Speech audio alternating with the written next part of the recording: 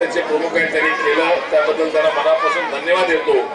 कारण ही आपली जी भावी पिढी आहे आता यांच्यासाठी सगळं आपल्याला करायचं आहे। शाळेचे कार्यक्रम आहेत, मुलांना ज्ञानाचे काम आपण सर्वजण करतो आहोत। पण मी सर्व मातापित्यांना आपली विनंती करतो, ही जी आपली जी संपत्ती आहे ती सगळी संपत्ती आपली मुलं आहेत। जे काय करायचे तुम्हाला त्यांच्यासाठी आपल्याला करावं लागणार।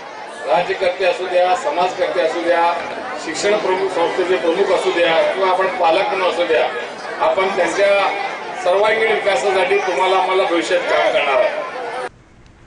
तर यावेळी प्रशालेतील शिक्षक संचालकांनी विद्यार्थ्यांच्या कलागुणांना वाव देण्यासाठी या स्नेह संमेलनाचं आयोजन करण्यात आल्याचं यावेळी सांगितलं।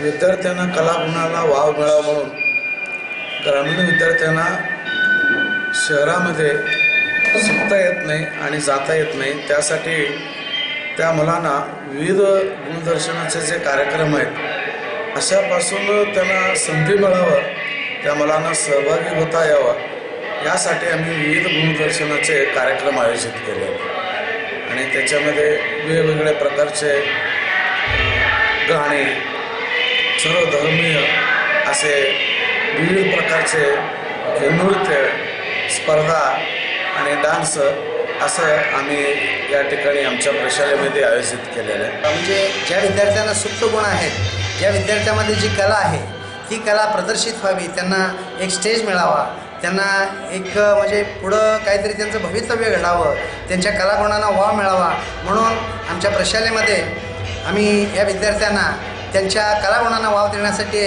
हे स्नेह संमेलन प्रत्येक वर्षी करतो। आणि विशेष म्हणजे आमच्या प्रशालेचे माजी विद्यार्थी आहेत त्यांचाही आम्ही स्नेह मेळावा घेत असतो, कारण त्या विद्यार्थ्याचं प्रेम आमच्या शाळेवर आहे आणि ते विद्यार्थी देखील आमच्या पुढील गरीब विद्यार्थ्यासाठी अगदी सरळ हाताने मदत करतात आणि गरीब विद्यार्थ्याला कुठलीही अडचण येऊ देत नाहीत। म्हणून आम्हाला इतका आनंद वाटतो की असे कार्यक्रम किती जरी झाले। यावेळी जिल्हा परिषदेचे सदस्य सुरेश हासापुरे, बाबा शेख, जयशंकर पाटील, इंद्रजित सोनकांबळे, रब्बे सलीम शेख, शामराव पाटील, सादिक बिराजदार, रफिक पटेल आदींसह मान्यवर उपस्थित होते।